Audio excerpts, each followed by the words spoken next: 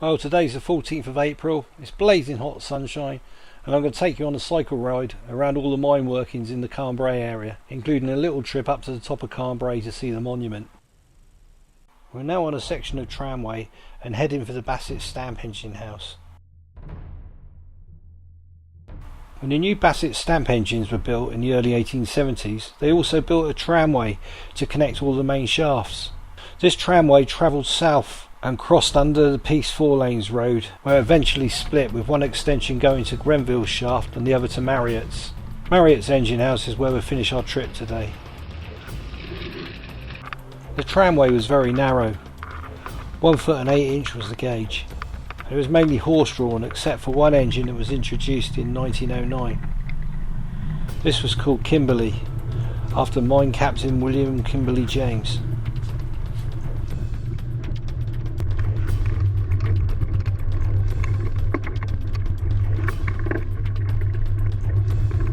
The Great Flat Lode trail is a circular trip around Carn Brea, but it's also now linked into areas like Trezeving. It's an amazing place for cycling, horse riding and walking, and I'm only covering a small section of it today.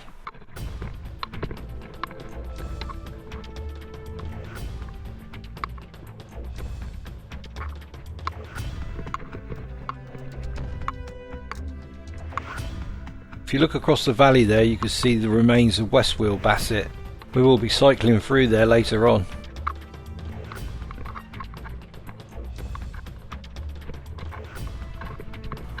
Well, here we are at Wheel Basset Stamps. The engine house here contained two 30-inch rotary beam engines, which in turn drove 96 heads of stamps, which crushed the ore.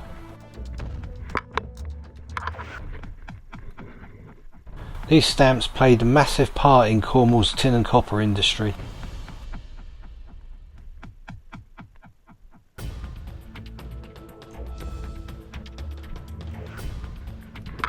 The remains, as you can see, are truly spectacular.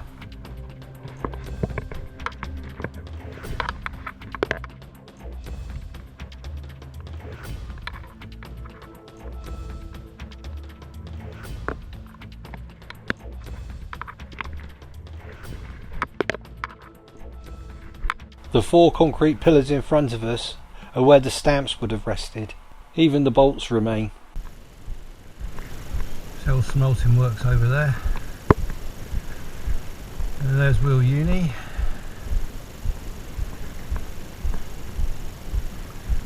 There's Basset Mine on the far side, and there's Combray Monument and Carn Brea Castle.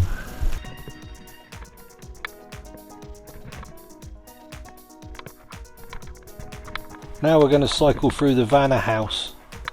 This is where they process the ore. Sorry about the camera angle here, I forgot to push it up.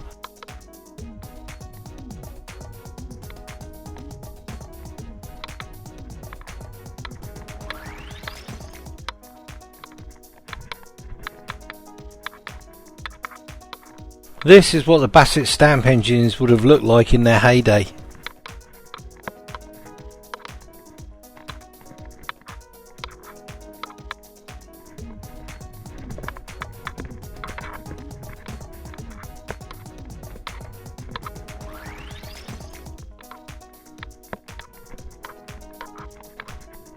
Now back up to the tramway again, and we'll head towards Wheel Uni.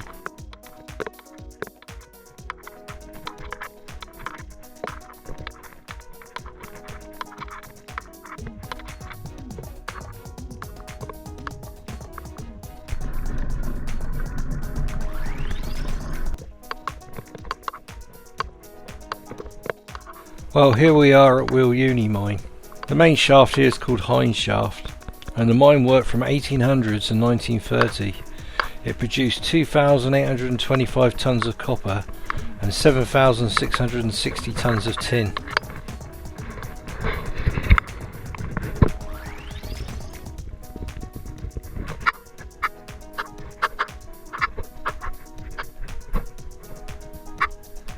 This is Heinz Shaft in front of me now.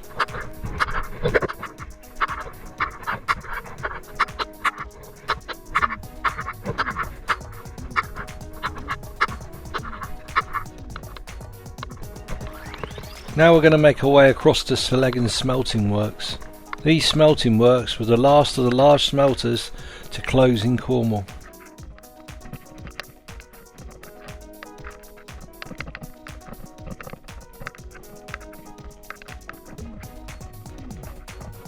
Tin smelting in Cornwall was a very lucrative business, much more so than mining itself, and was heavily under control by a few families.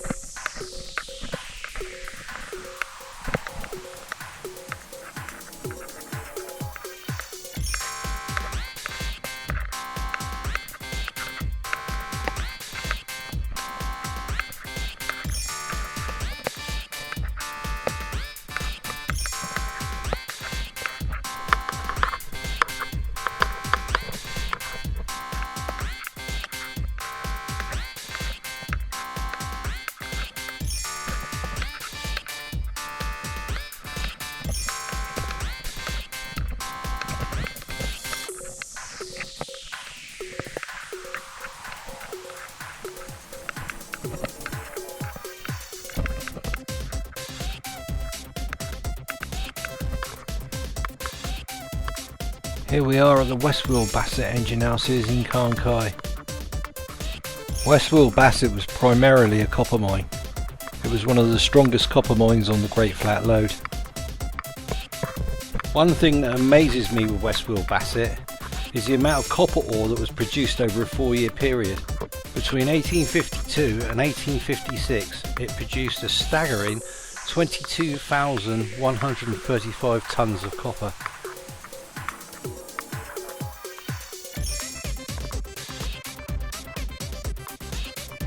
And here we are on our way up to the Combray Monument.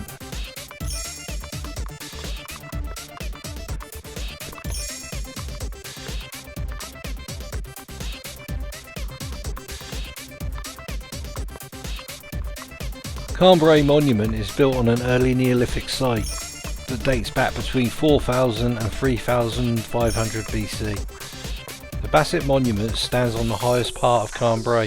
It is a Celtic cross, and the monument was built to Francis Basset, 1st Baron de Dunsterville and Basset, 1757 to 1835. There was also a smuggler's cave on Carn Brea that is rumoured to have run from the top into Redroof town itself, although this is probably mine workings.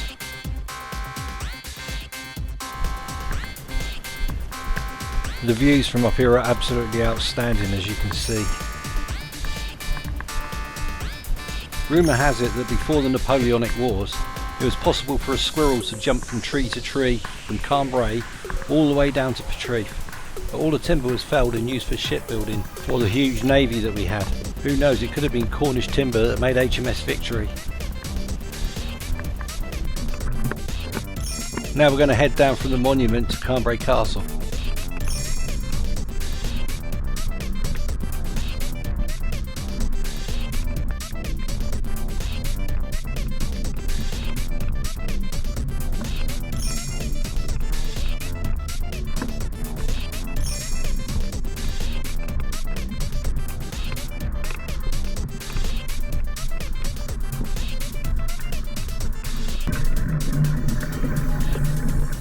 Carn Brea Castle is medieval and was originally built in 1379 as a chapel before being rebuilt in the 18th century by the Basset family as a hunting lodge.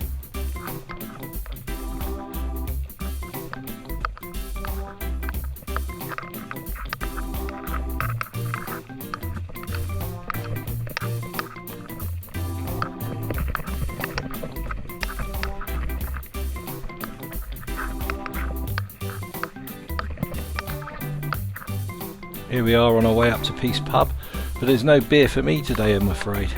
And being so hot I could really do with one. So best stick to the water.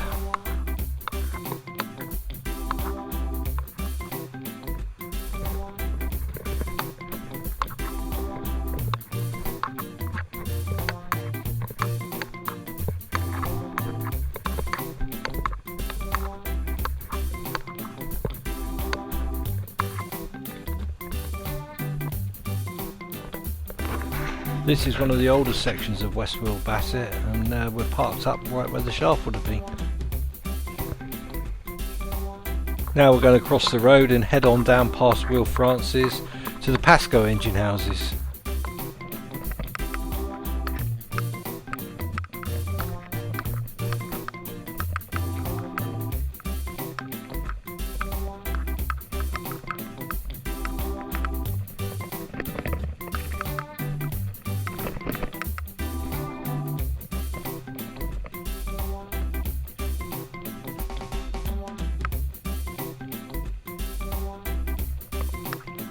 Pascoes Pump engine house is an absolute monster. It contained an 80-inch engine, the largest ever built by St Austell Foundry. It was bought second-hand in 1887 and started operation in 1888. South Will Francis was a notoriously wet mine. Pascoes Pump engine house was used to dewater it. This is Pascoes Wim engine house, or winding engine house, and again was part of the South Francis mine complex. The Wim engine house was built in 1878.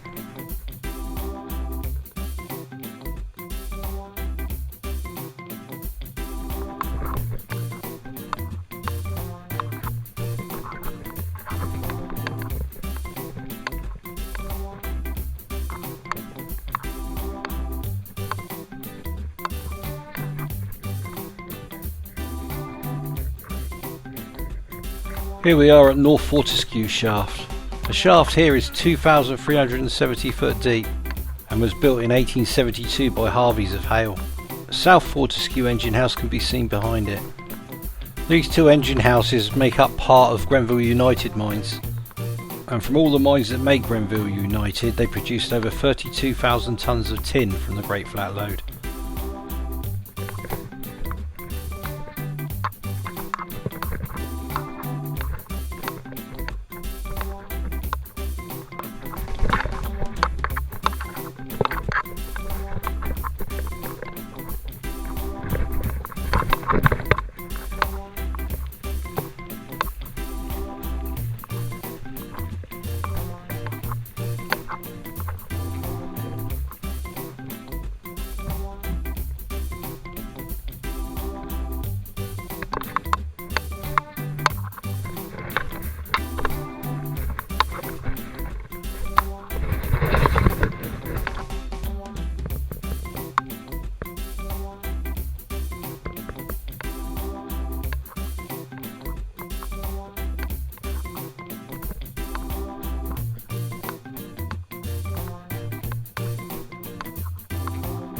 This is the engine house to Daubers Shaft, another one of the South Will Francis complex, and it had a 30-inch steam engine installed.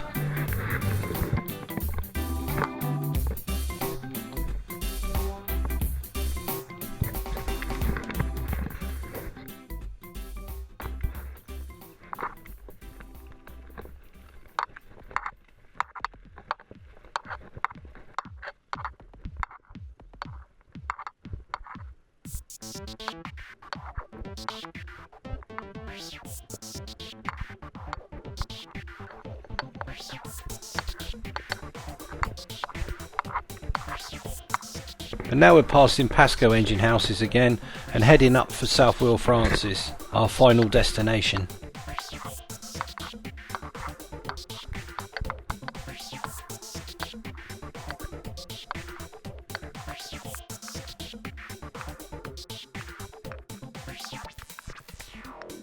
First of all, we'll have a quick ride through the Miners' Dry.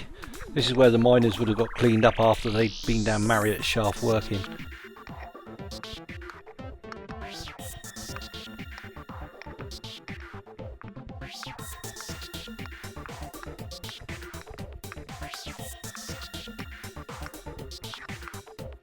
Now we'll head over to Marriott's engine house and past the shaft. Marriott Shaft was one of the first shafts in Cornwall to have steel headgear erected, and this was used to take the men up and down and also raise ore.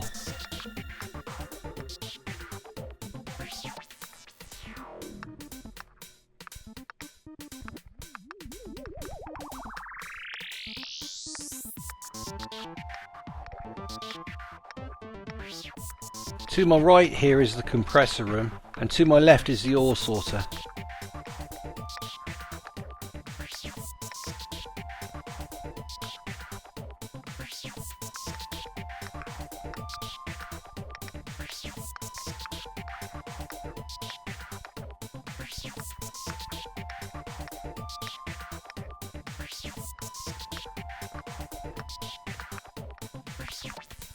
Now we're passing the steel grated covering of Marriott Shaft.